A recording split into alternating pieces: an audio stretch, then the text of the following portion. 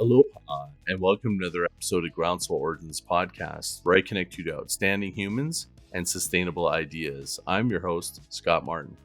And in this episode, we bring the one and only Baer, the author of multiple books, including Talk Triggers and word of mouth marketing. I mean, he's like an expert in all these different areas, content marketing. We did an episode before on sound branding and marketing. And this one's interesting because he just did some research around time. And we talk about time and tequila is really the two topics, and what that's got to do with his personal brand and how important time and speed to market and speed for your customers is critical for business today. So without further ado, let's paddle in. What is up? Fantastic to be here. Let's get into it. Okay, I want to know what's going on with tequila. Man, tequila is booming, baby. It is unbelievable. Tequila is growing 25 to 30% a year over year in the US, which is amazing. The US is now like 60% of all the tequila consumed in the world. So more tequila drunk in the US than in Mexico, which is kind of crazy. It's really wild. And so I have found myself as approximately the number 2 tequila influencer in the world. Non-celebrity category, right? I'm not up there with Kendall Jenner and The Rock and people who own tequila brands, but yeah, I'm doing 4 tequila videos a week on Instagram and TikTok, and have built a big following there, and it's a lot of fun. I get a lot of tequila sent to the house, and I was just in Mexico yesterday visiting tequila distilleries, so it's a tough job, but somebody's got to do it. So, why did you decide to do this? Well, I'm from Arizona originally. I live in the Midwest now, but I'm from Arizona and I went to school in Tucson near the border. And so you're exposed to that kind of Latino culture consistently in that region of the US. And so I always was kind of interested in it. And about 25 years ago, Scott, a really good friend of mine, Tom Brecky, kind of got me into mezcal, which is really, really early. I mean, mezcal is even just now kind of breaking big in the US. And so we were super into it early. And there was a bar in Scottsdale we used to go when we were much younger and hang out. And there's a really knowledgeable bartender there who knew a lot about mezcal. And we just kind of prayed at his altar and we'd hang out and learn more about it. So that kind of kicked it off. And over the years, I learned more and more and spent more time studying and learning. And I've been to Mexico, I don't know, 25 times or something on different trips and vacations and such, and just got more and more into it. And then earlier this year, when I stopped recording my podcast, Social Pros, the show is still going great. I'm just not on the microphone anymore after 10 years. I'm like, I'm going to take the time that I used to spend making that podcast, and I'm going to try and teach people about tequila, because it really is a very complex subject and there's a lot more nuance to it than people think. A lot of people just had Cuervo once in college and that was the end of their tequila experience. And there's a lot to it. It really is a magical spirit. And my good friend Rory Vaden, who's a fantastic personal branding expert, has this saying, which is that your ideal audience is the person you used to be. And I thought, there was a time, it was a while ago, but there was a time where I didn't know anything about tequila. And now I know quite a bit. So let me try and make content for people who don't know anything yet and see if I can bring them on a journey. And that's what we're doing. Is this like part of your personal brand? Like, is this a passion project or is this leading to something bigger? TBD, certainly a passion project, and I'm spending more time on it as time goes by. More opportunities are opening up, etc., to do some interesting things in the industry. It's certainly not a terribly lucrative endeavor just yet, but I do get a lot of free tequila, so there's that. But it's interesting that there are a lot of people who do speaking about marketing and customer experience as I do, but none of them can do a tequila tasting, right, in a tequila education class. And so it's funny, now I'm getting more and more event planners say, hey, Jay, can you come keynote our conference? But then afterwards, can you do a tequila tasting for our sponsors, for our best customers, for our prospects, for our team? And I'm like, yes, I can. All right. So it becomes a bit of a differentiator in that regard, which is actually pretty cool. So I'm kind of trying to marry the two together, sort of my quote unquote day job as a marketing and CX advisor and strategist with my night job, which is tequila expert. It makes total sense to me. And when you did it, I was like, I love tequila too. Like, so If you look at our liquor cabinet, I just have tequila and mezcal. Yeah, My wife loves mezcal. I like tequila. nice. Always loved tasting. Don Julio Reposado is probably the one of my go-tos. Yeah. But I've listened to your Instagram. I'm like totally opening up a massive amount of tequilas you can't even get here in Canada. Super exciting. So I love the tequila world you're in. And I thought to myself, I'm like, well, this is cool. This is totally making a different sort of persona, personal brand, Yeah, and you're being I meta where you always can have it use in your a stuffed animal. marketing. Here's one, here's another one. I'm literally You should make surrounded your own by brand. I'm sure you're thinking of that. Oh yeah, Like, thinking about it. But I tell you what, you know what the best way to make $1 million as a tequila brand is? hmm, Start with $2 million. It it is a it is really hard. There is are, it? and I'm not exaggerating, there are almost 2,000 separate tequila brands, and each one has between 2 and 6 SKUs, stock keeping units, individual products. So there are, and I'm not exaggerating, approximately 10,000 different bottles of tequila on the market right now. Dude, So to that's a say, Netflix series right there. yeah, so to say like, hey, I'm just gonna make one, and we're gonna be successful, you're probably not. And I'm actually advising a couple of brands right now, and I'm really honest with them. I'm like, man, it's tough. You got to have a hook, which is why celebrity backed tequilas tend to do really well, because you've got the power to break through all of that competitive obstacles. Is the tequila, is this now part of, like, this is part of everything that you do? So if you look at what I'm, my persona of, I started heli skiing, marketing the Yeah, tan heli skiing to get free powder. yeah, And but I integrated that into my brand, my personal brand, and what I did, and that's how I learned to do content, film production, and stuff. And it was joyful, and it was like still part of my brand. And now surfing has always been with me. It's like I've always loved surfing, and it just totally made it, part of what I do. And when I saw what you're doing with tequila, I'm like so curious about your rationale, and I love that it's because you love it. yeah. It wasn't like, oh man, here's something I can monetize.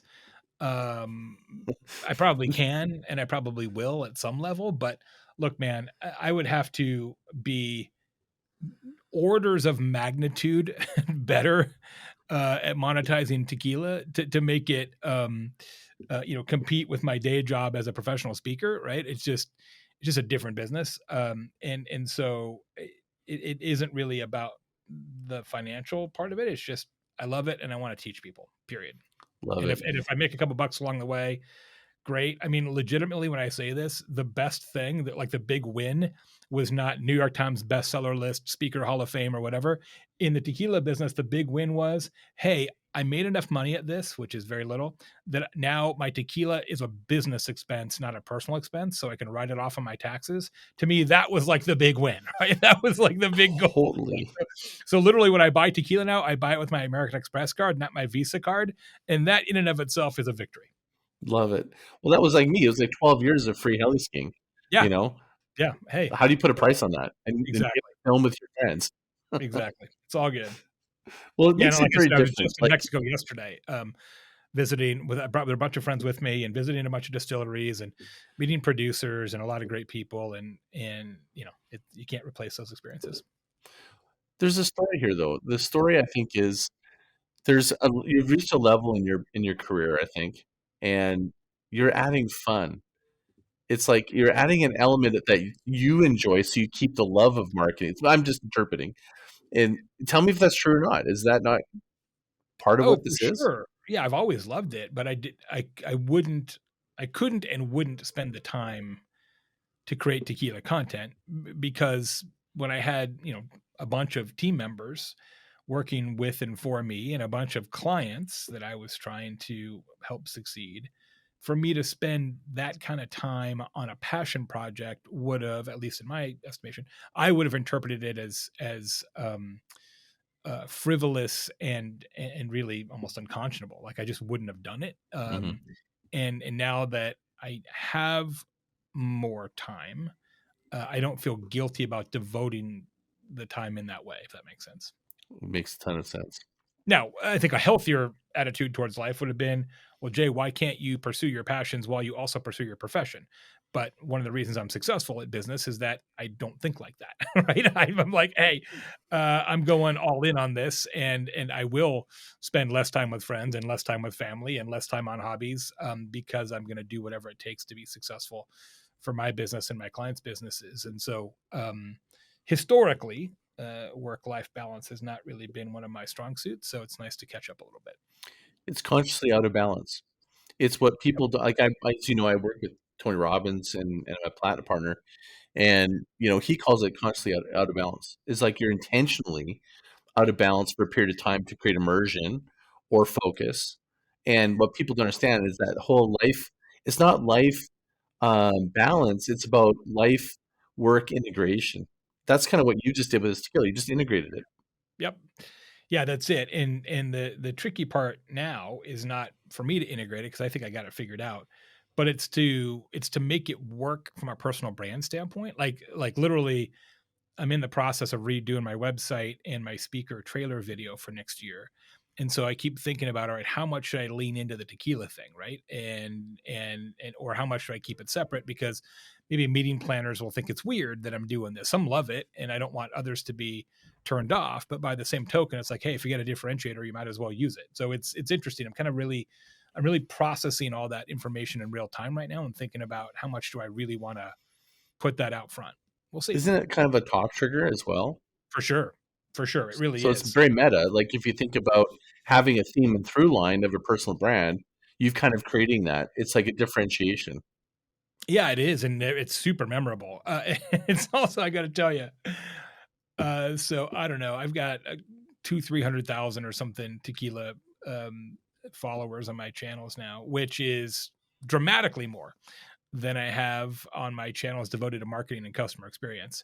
And it's it's a little disheartening, Scott, that I've spent 30 years writing books and giving speeches and being an advisor in marketing and customer experience.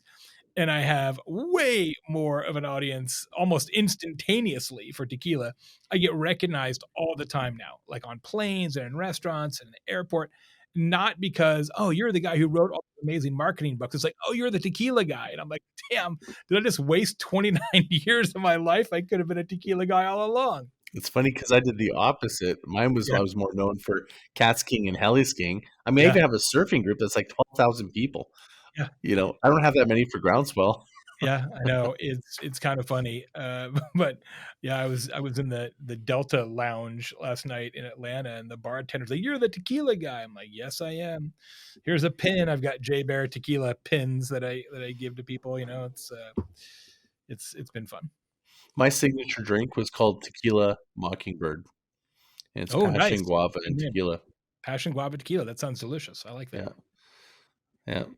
The play on that's the marketer me, the play on words. Yeah, exactly. Exactly. So, okay, so the tequila integration, personal brand. This is I was curious, and so you've sort of scratched that itch, and I think that there's if anybody's going to be able to make this into something that makes total sense and integrating meta with how you market and stuff, I think you will no problem. I don't think there's any concern that. My next thought is talking a little bit about your research that you published Yeah. on. Can you share with us a little bit about that? And let's talk about that a little bit. Yeah, it's called The Time to Win. You can find it at thetimetowin.com. And my observation was coming out of the pandemic, all of our lives have been changed irrevocably. And one of the big changes is that our understanding of and relationship with time has changed.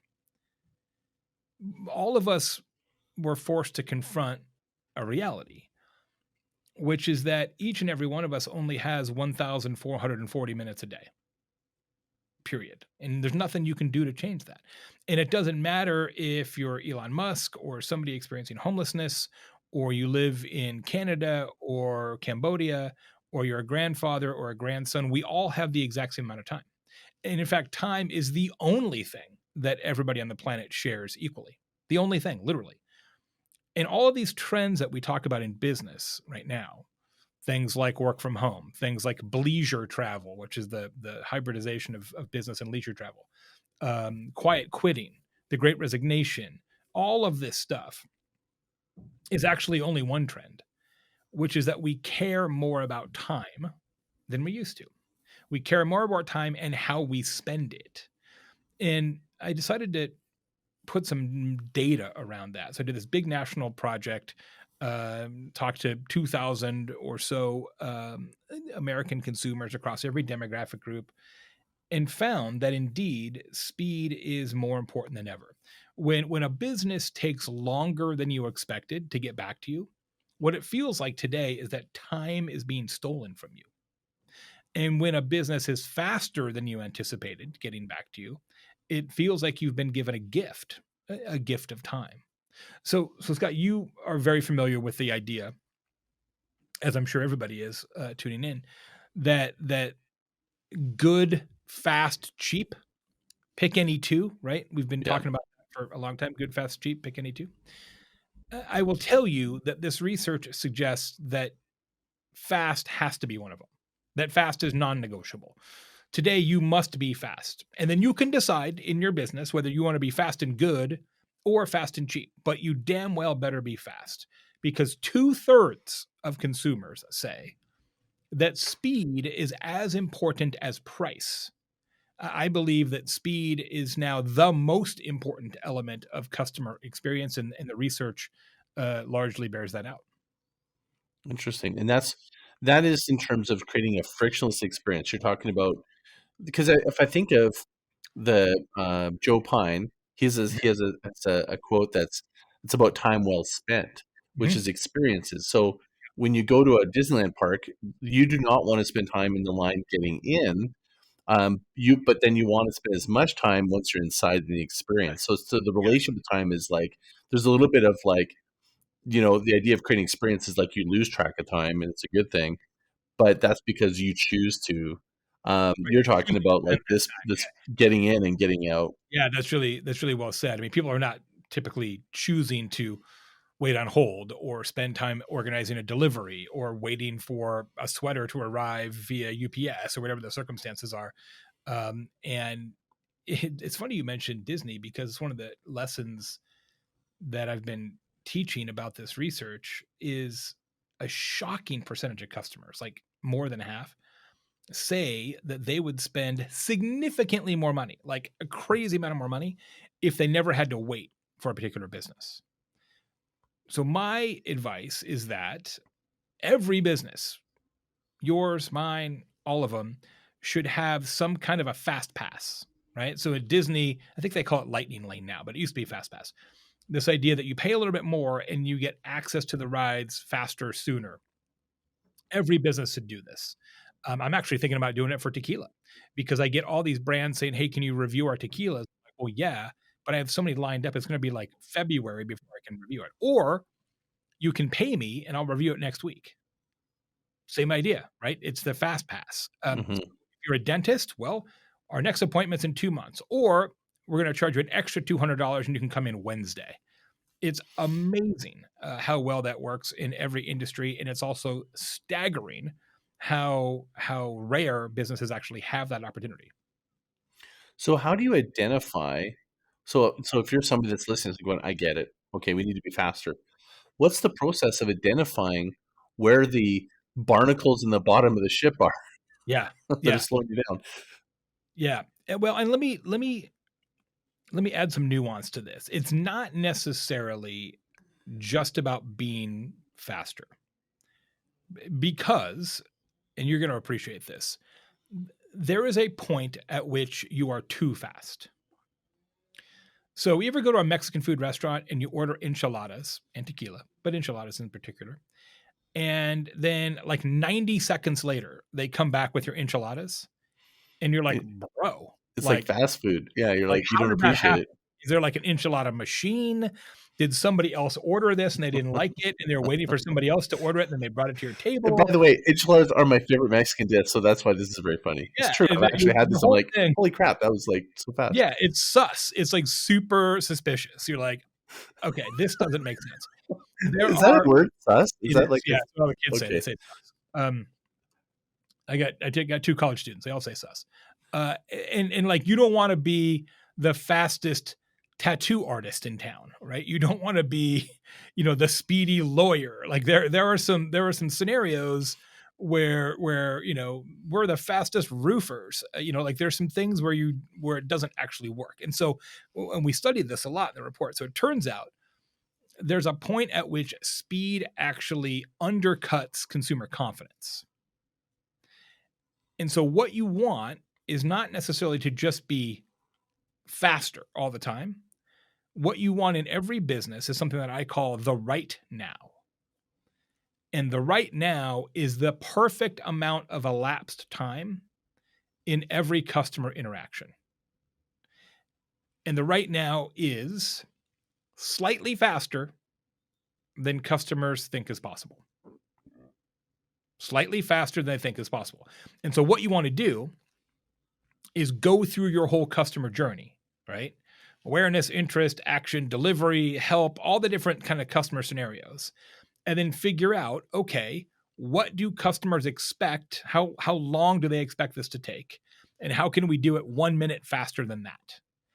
So where you start, to address your question specifically, is to figure out, well, how long does it take now for us to do these things? Which sounds like a really obvious question, but it is staggering how few businesses can actually answer that. Because I ask people all the time, cool, all right, how long does it take you to set an appointment with your customer or a kickoff call or whatever the circumstances are? And what I hear every time, Scott, is this: well, usually it takes blank. And I'm like, that's not what I asked you. I said, how long does it take on average? And nobody knows. Why? Because they don't pay attention to it, they don't track it, and they don't log it anywhere. Usually is just a story that you tell yourself. That's not math. That's an anecdote. So the best thing you can do to start is to document how long does it take your business to execute on all the different customer journey interactions. Start there and then figure out how to make those faster. Does that make sense? Mm-hmm. How do you actually, I mean, you can ask clients, but how do you get like a real understanding of what the clients are expecting? Yeah, you literally ask them, right? So you take the same research I did, and we publish most of the questions, and do that same questionnaire, that same survey to your customers and say, okay, if we were going to set up an appointment to deliver your couch, let's say you're a furniture store, how long would you expect it to take to get that couch delivered? Is it an hour? Is it 4 hours? Is it a day? Is it 2 days? Is it 5 days? Is it a week? And literally do that research, right? And then say, okay, cool. Now let's make it slightly faster than that. Interesting, because this is also can be embedded into your value proposition design. So if you think of, Pizza Hut's, pizza delivered under 30 minutes or your money back, Yep, you exactly. know. Absolutely. Or somebody like Lemonade, right? Which is the AI powered home and auto insurance company, right? They will process claims, and they say this right on their website, within 3 seconds. So you write in and you say, here's what happened. I got in a car wreck and a squirrel jumped out in front of me or whatever. Based on what you tell them and some other kind of big data things that they're working on, they will decide in 3 seconds whether you get your money or you need to talk to a human being to talk about it more. 3 seconds, right? But that is their value design. Like, it's lightning fast processing. I think that's what they call it. So not only do they have the fast pass, like we talked about, but their whole business model is built around being incredibly fast. When you look at value proposition design, motivation equals perceived value minus perceived cost. The perceived cost, time is usually attached to that. It's not money. It's like the time to learn something new. Yep. It's like maybe it's not just the time it takes for you to deliver something. Maybe there's I'm just wondering from your point of view, because you've been on this topic, what are the different unexpected areas that you wouldn't think a business should be paying attention to that are these friction points or time sucking activities that bring your brand down? Yeah, some of it is just making sure that you understand that customers expect you to be on top of it in all the places. So I'll give you an example. Contact us forms on a website. What most businesses think is, well, geez, if a customer is going to use a contact us form, whatever their scenario is must not be that urgent because there's other contact mechanisms that perhaps they would use if it was really important. They might call, they might text, they might email, they might hit us up on social. There's a lot of things they might do if it was more important. But what the data and the reports show is that even somebody using a contact us form expects a response from a business within 24 hours. And a lot of businesses do not reply that quickly to contact us forms because they assume that the customer has picked it because it's not important. But maybe they've picked it just because they prefer that contact mechanism, right? So there's just a lot of like assumptions that businesses make about time and customer contact selection that are probably mistakes when you sort of make those broad generalizations. What if you declare time, meaning, hey, we'll get back to you in 2 days if you use this form for faster contact. So now you're actually telling them where to go, or does that Totally not work? important. Like one of the key lessons in this whole research is yes, you want to be objectively faster, but not too fast, as we talked about. But perhaps as important, if not more important, is to set expectations for speed. Because as we talked about, it's all about being faster than they expect. Well, if you can moderate those expectations somehow, then maybe even if it does take a little bit longer, the customer's okay with that, right? So if you know, let's say you're going to buy something on Etsy. And in fact, this just happened to me 2 weeks ago. I got my stepmom a blanket for her birthday, like a lap blanket. And I could have gotten a lap blanket on Amazon in like 10 minutes. But instead, I got one on Etsy from a lady who hand knits these blankets. Okay. Are they any better than the Amazon one? I don't know. Probably not. I have no idea, literally no idea. But I'm like, well, that's cool that this lady makes them. Now, it was going to take her a week to make the blanket because she's got to make the blanket. And I was like, well, that's cool. She's got to get yarn and stuff. Like, yeah, that's a whole thing. If Amazon was going to take a week to send me a blanket, it'd be like, what the heck are you talking about a week from an Amazon delivery for blanket, right? So because there was a brand story there around her process and her differentiator, the net amount of time became less important. It's time versus expectations, not net time, right? So one of the things you can do is if it does take you longer or it's going to take you longer, explain why. Just tell, instead of trying to lie to the customer or obfuscate the fact that it's going to take longer, just tell them why. And if it's a decent reason, then they'll be like, cool, I get it. That's fine. What if you flip it? What if you're to actually use time as a strategic differentiation, going, this is going to take twice as long? Because I think about Mhm. this experience I had. Let me tell you a little quick story. I was this is my early ages when I had my former agency, and I was so I was so excited about this great idea, and I thought it was a really good fucking idea. It was for an airline. The problem was, I in the meeting just stated the idea, and they couldn't buy into it. I tried. It was a brilliant idea, but because I brought it up in such a short amount of time, it certainly couldn't have value. The idea that we toiled over that was like nowhere near as good as the one they went for. It's Mhm. because they valued it differently. Yep. And They're like, I well, realized if in that it, moment yeah, not to pipe up on ideas that that's they what I was want saying. This idea strategy of team being about. too fast, right? It's like that's the enchilada story, Yeah, right? That's the enchilada story in a B2B context, which is, well, there's no way it could be good if you came up with it that quickly. totally. There's no way it could be good, right? So it undercuts trust when it's too fast, right? So what you need is the right now.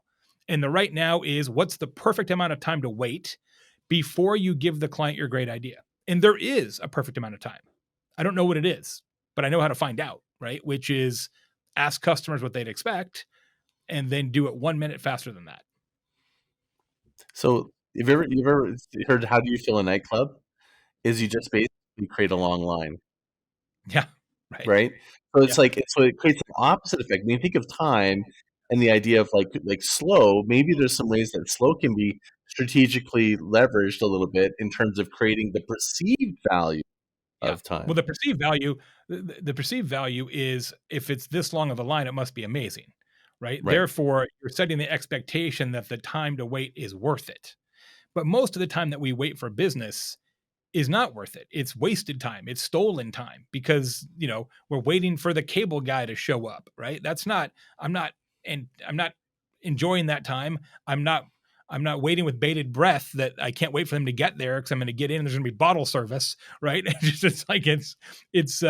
And partially you don't know when that person's going to show up either, right? That's the thing that is the worst. We're going to be there between 8 and 1. I'm like, well, okay. I mean, all right. So I guess we got a 5-hour window.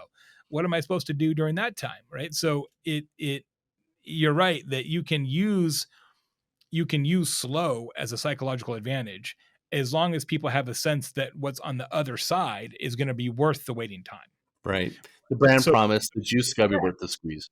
Yeah. So what we have now is a lot of businesses a little better now because supply chain's gotten a little fixed in the last few months. But up until fairly recently, we had a lot of businesses on their websites or even on their in the real world signage saying, hey, we got supply chain issues, we got labor shortages. It's going to take a whole bunch of time to get your furniture, your sweater, your hamburger, your cocktail, whatever.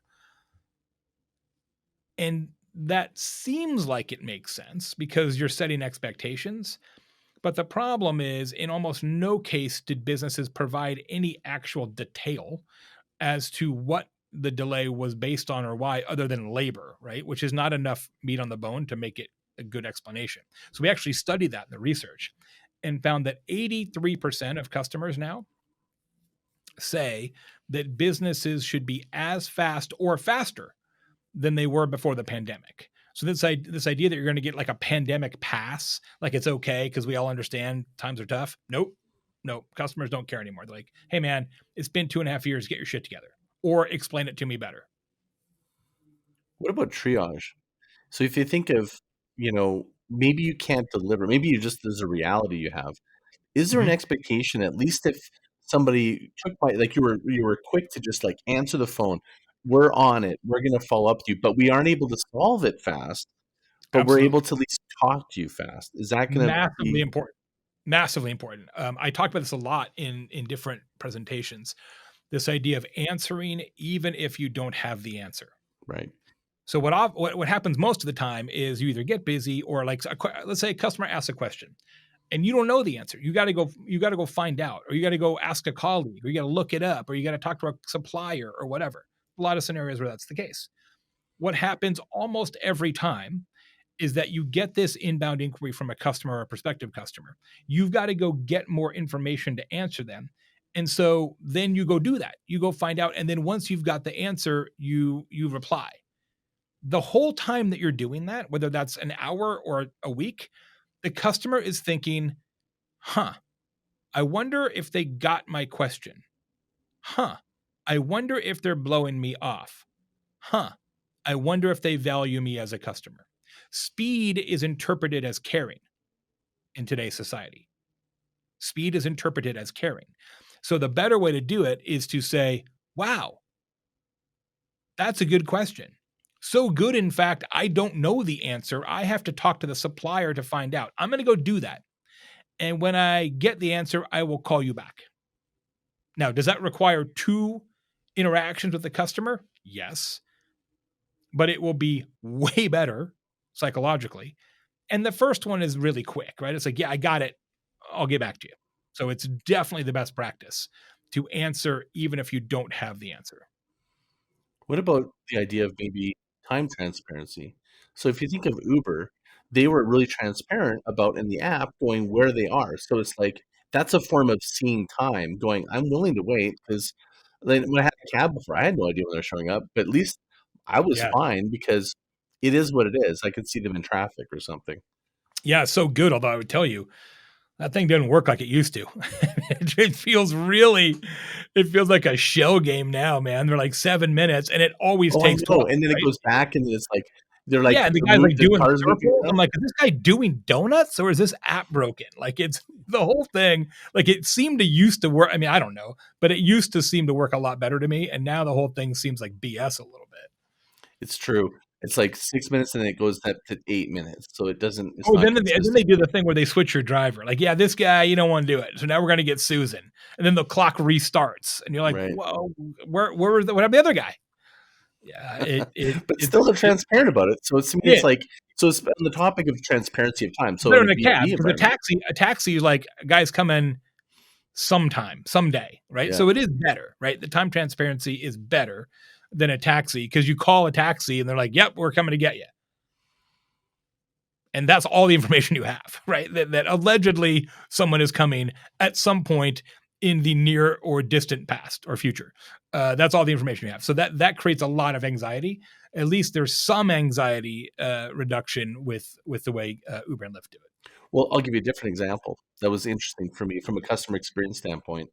I ordered a new Porsche 911 for us Targa in Mhm. February, and they said it was going to take me almost 2 years to get the Yeah. Porsche. Through whatever reason, which they didn't give me a reason, but I was happy to hear about that it actually was going to come out in September. But the cool thing about it is in my portal, they would send me like basically like a little map, like it's my engine's now being tested. Listen here if you want to listen to it. And I'm like, oh, Oh, that's that's my awesome. engine. And then it showed me like, oh, your target top just got put on, and it showed a picture in the manufacturer, like my actual car. It was like a Right. grainy shot, but I didn't care. It was like it just showed it being the robot, like putting the little target thing on it, and then it showed me, oh, it's now in shipping. It's like, so it gave me this idea of That's like really whatever good. my wait period was an adventure. It turned the wait into an adventure and experience. Yep, I love that. And it's actually better that the video and stuff was grainy because then you believe it, right? Totally. If it was super high quality, you're like, dude, this is a stock photo, right? And so the Hmm. fact that it was like a little less professional gives it a lot more believability. Yeah, it's awesome. I want to, if you grab some screenshots, I'd love to have those, use it for a presentation. It's right up my Totally. alley. And they were really specific because I had I knew it was mine because I customized it. The tagging, it was specifically like just like on Yeah, the one I designed. it's so Yeah. great. Yeah, and that's it. If you know it's going to be, and you're exactly right. I mean, think about music on hold. Why do people have hold music? To entertain, to hold you over as long as possible to make you Right, less impatient. right. To make the wait, quote unquote, better. Now, ironically, most hold music is terrible, right? And so it actually arguably makes it worse, not better. But you can you can change that, right? Like you can make that experience less painful if you choose to do so. Yeah, like I think there's one hold music once that it's a song like "You're on hold, we're sorry you're on hold," and there's like a whole, Yeah, we which talked. is kind of funny the first Yeah, time, it was but from Uber conference. We talked about it in. It's actually a case study in my book, Talk Triggers, because that was their talk trigger, their word of mouth generator was the on hold music, and it was actually written and performed by their CEO, which makes it even better. So yeah, you can make the wait better, but most people don't. Most businesses are like, yeah, you'll wait. Like think about how often you go to a restaurant and they're like, yeah, you can wait, wait in the bar. Well, there's no room in the bar. You can't get a drink in the bar, right? It's crowded in the bar. It's loud in the, just like the whole thing is not a great experience. But if it was, hey, go sit over there, I'll get you a drink and bring it to you, right? And the first one's on us, or we'll just add it to your tab later, right? You could make that a much better experience without a lot of additional kind of operational design. so that right there, I mean, just that alone, like looking at the enough, like you can't avoid weights in some cases for your Yep. business. How could you turn it into a strategic advantage? How could this be part of your brand? Like you and I were having a little discussion before in the last episode you and I did on sound branding and audio, Yeah. like Yep. the world of that. Like I think that has massive possibilities. Huge. Huge. I mean, there's, you just have to think about what some of it is just secret shop in your own business.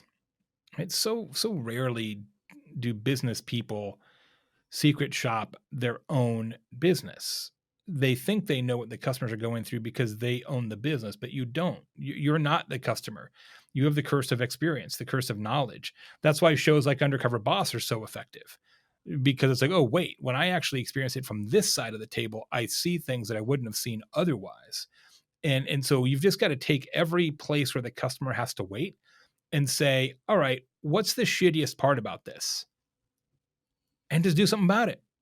Right? Like just do something about like you said with the Porsche, right? Like, okay, well, the worst part is I gotta wait 2 years. Well, how do I make that better? Well, I make it a series of anticipatory moments, right? And instead of just it being a black hole where you have no information, you're also getting fed bits of information along the way. So your confidence in the process um, continues to build, right? It doesn't fall off, because when consumers have an information vacuum, that's when they start to freak out, because they say they don't care about me and it's not going well, right? As long as you know what's going on, you'll typically wait longer.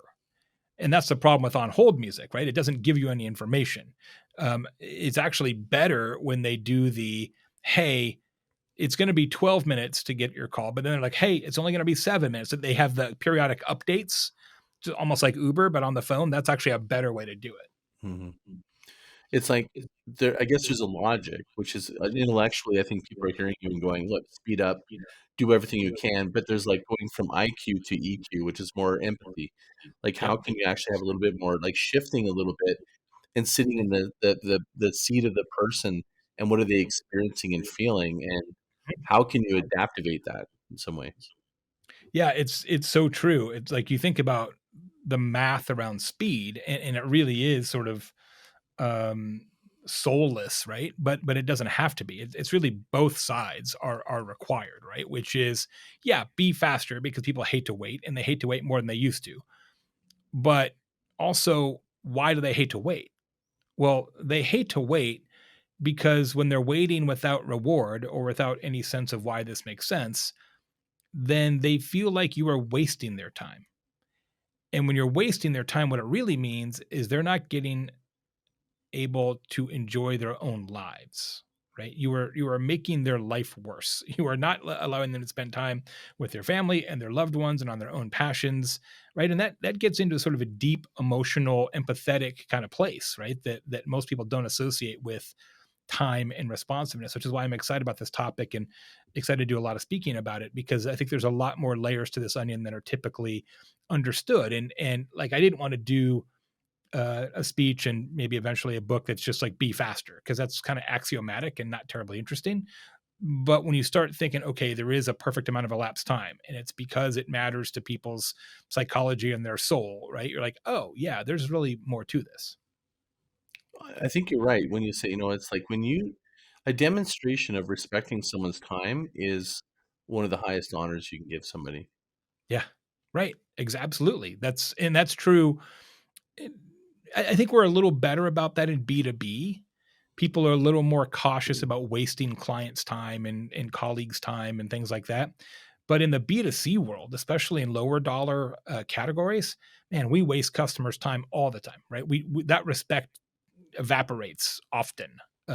You're waiting too long in line at the grocery store, at the bank, or somewhere else. And you're like, hey man, what about my time, right? And it's yeah, it's easy to overlook for sure, and also because it's hard to track. Like, if you've got a bunch of customers in line and they just bail, right? They're just like, you know what, F it, I'm out. There's literally no data point on that.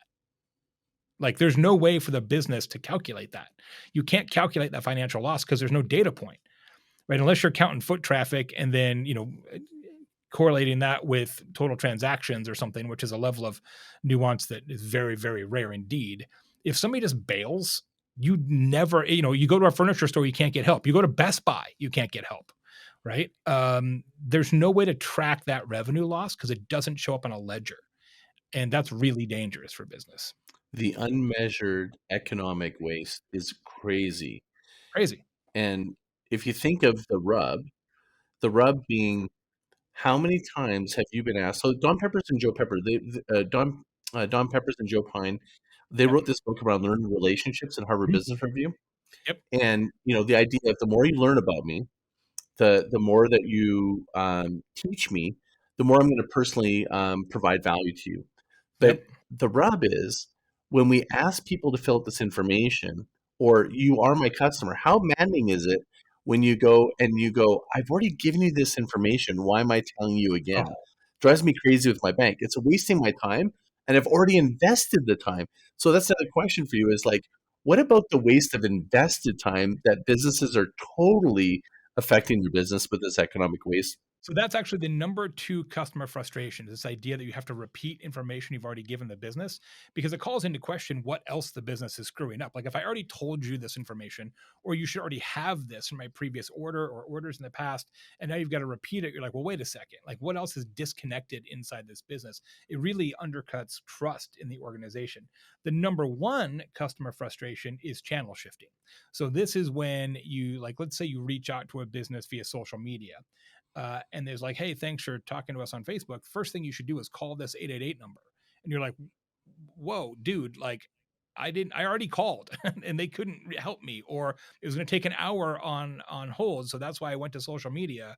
It's super frustrating. And it's this idea that somehow the business's preference for contact mechanism is more important than the customer's preference for contact mechanism. Like customers don't pick a channel like on a roulette wheel. They don't like spin the wheel like, whoa, email,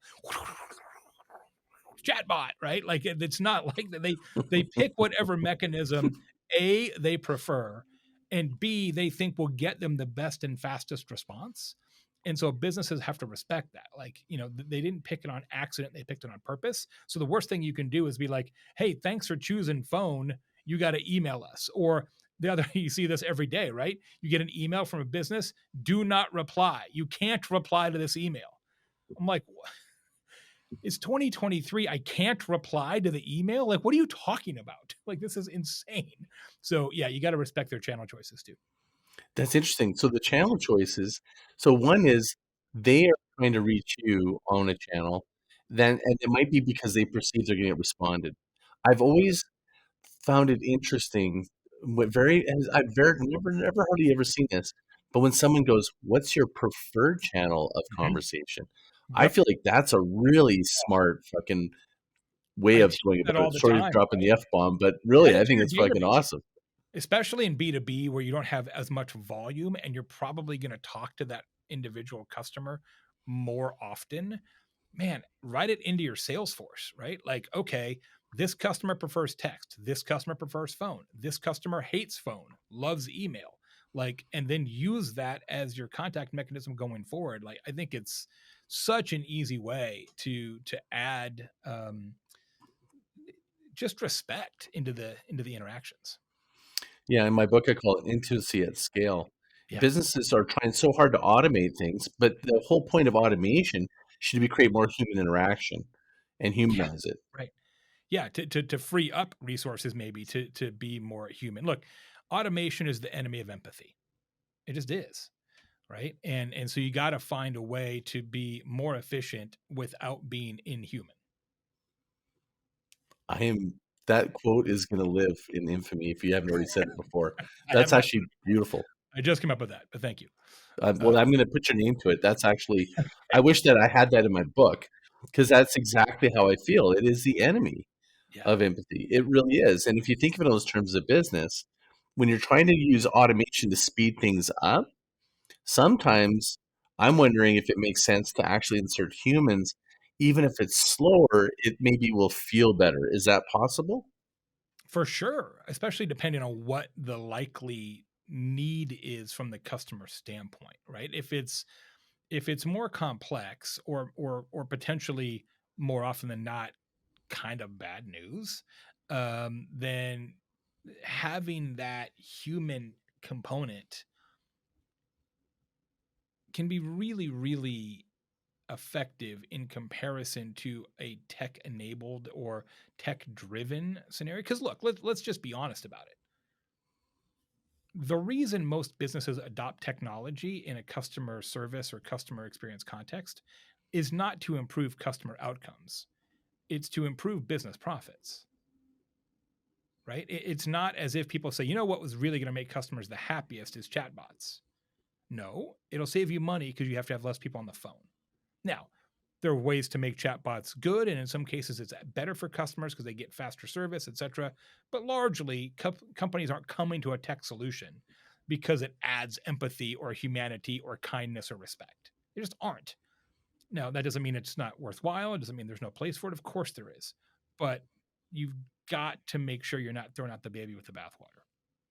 It feels like this time thing is its own strategy, right? Like it's like a nuance thing, right? Like on the example you gave of insurance, if you were, say, for example, like we'll give you a approve your loan in 3 seconds from an automated bot, but if we turn it down, you don't get the response. You get a personal human calling you, going, "Sorry, And that's you what were they do. turned down."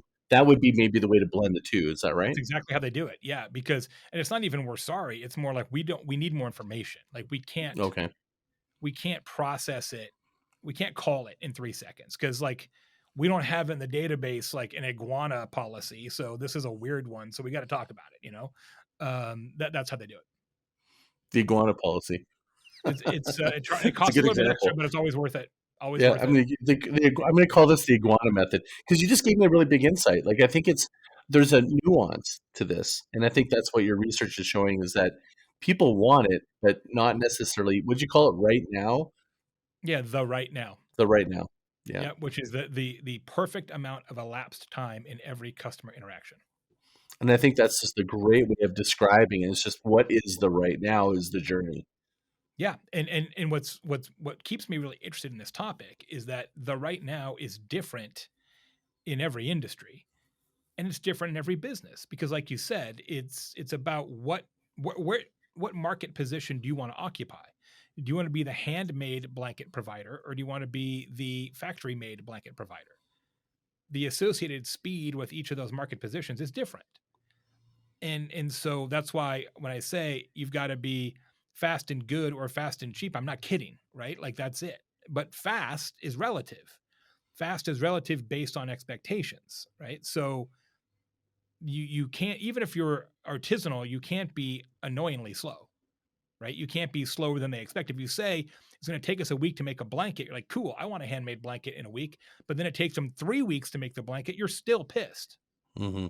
right? So it's all about kind of how you set those expectations and why the customer's like, yeah, I'm okay with that. So that's why the right now really has to be something that each business figures out for themselves.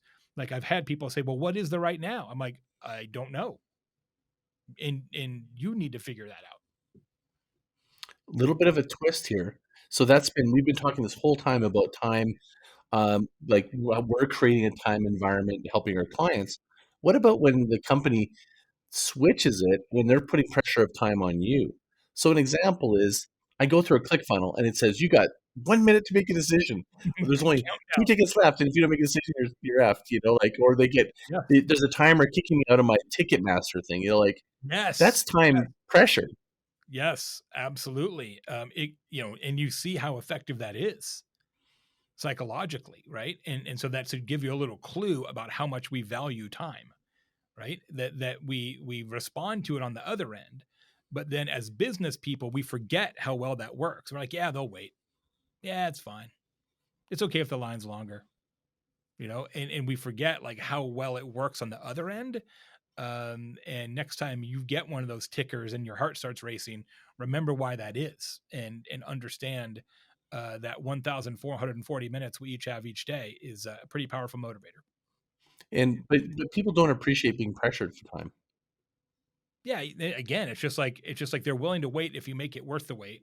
Hmm. They're okay being pressured if they believe that what's on the other end of that is something that is truly scarce and actually is a limited time offer, There it right? is, Where, truly where, scarce. yeah, where I've, people get mad is if they were like, okay, they're doing this webinar every week, right? So the fact that they're saying I only have 3 minutes to sign up is BS because I got every week I can sign up for this. But when it's Taylor Swift tickets and you got 10 seconds to do this or you're out for good, yeah, they'll perform. yeah, it's about being authentic, transparent.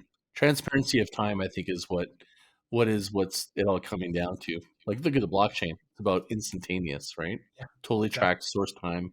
Yep.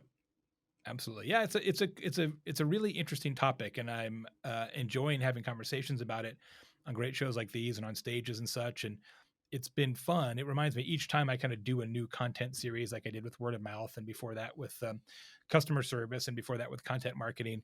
It's fun to have conversations, even with event attendees, like off stage. People have examples like, well, there's this business in my town. that is really fast or is really slow or does this thing. It's just awesome to find new stories and new examples, like your Porsche example. That's a great one that I'll probably reuse. Love to. And last question for you is, what's the most insightful, unique insight that you never thought of that just kind of came up in this journey of you doing the research or sharing examples that you're like, yeah, I never would have thought of this. Well, I'll give you two. One is that baby boomers are the least patient generation, and Gen Z, the youngest consumers, are the most patient generation. What? Didn't see that coming. Would have thought it was the exact opposite. That was a surprise and is definitely interesting. Somebody said the other day, maybe it's because baby boomers have less time left, and I'm like, well, that's a little maudlin and sad, but maybe that is the explanation. I don't know. Well, the So older you get, the more you really appreciate time, I right? think that's it. Yeah, I think it's because you've got. I think it's because you have more ways that you can or should or must use your time, so that you treat each of those 1,440 minutes more preciously. Whereas younger consumers, like my son's in college, and he always says how busy he is, and I'm like, bro, you wouldn't know busy if it was in the same room with you. Like someday you'll know what busy is, and today's not that day. Eventually you will, and that's okay. You just don't have a When you perception. have a newborn. Yeah, precisely, and running a company or whatever. Yeah, you'll know. And so I think that's part of it. So that was one of the big shocks in the research. The other one, as we touched on earlier, just how effective this like fast pass strategy can be across every industry. That like customers are like, yep, some people don't have the financial resources or whatever to participate in an upcharged, speed enabled parallel service, but a lot of people do, and they are pumped about it. Like, yes, please give me an opportunity to pay you more money for the exact same thing, but get it faster. There's a real economic opportunity there. I guess the insight here is that people value time differently, Yep. and with generationally, maybe it's on an individual basis. So it's almost like time relativity because it's not necessarily that the Gen Z person has more time. No, They just nobody. have a different experience of what time means to them. That's right. Yeah, because literally nobody has more time. Right. They have more or fewer obligations to their time, but nobody has more time. And that's the part that's so fascinating about it. And again, kind of how this became a thing is that, COVID made us think that through. Like, oh man, what am I doing with my life? What am I doing with this minute? What am I doing with this second? And that kind of kicked this whole deal off. It's like giving time more meaning, Yeah. and we want to be more meaningful with our time. Yeah. Intentional, right? It's intentionality. You think, well, I'm never going to get that 12 minutes back that I was on hold. I can't get it back. It's gone forever. And people used to be like, well, that's just how business works. And now they're like, you know what? I'm not going to stand for it anymore. Hmm. Yeah, and then there's the time blend of work life. Like I'm at home, and when does work end, and when does That's it. my life start? There's Yep. like this like this haze, if you will, in our personal lives that's affecting our perception of time. I think it's such a really powerful topic that you're talking about because it has so many different ways you could look at it, in terms of like what we value it, how we use it, how we deploy it, how we strategically manage it. Um, Thank you so much for coming on the show. Yeah. This Thanks is for like it's we could fun. talk for 2 hours. It's a blast. It's always great talking to you. And I appreciate the good questions and the insights as well, because this is so new.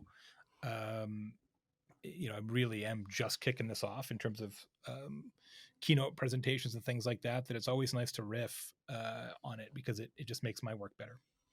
And it could maybe give you some new perspectives. And I think Yeah. that's Great. you just when you get this thing going. Is this going to become a book, by the way?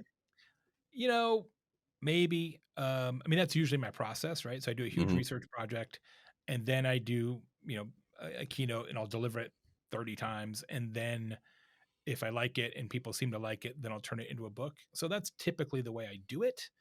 Whether I want to work that hard to write another book, I don't know. We'll see. Depends on how much tequila I got to drink. Well, here's an offer.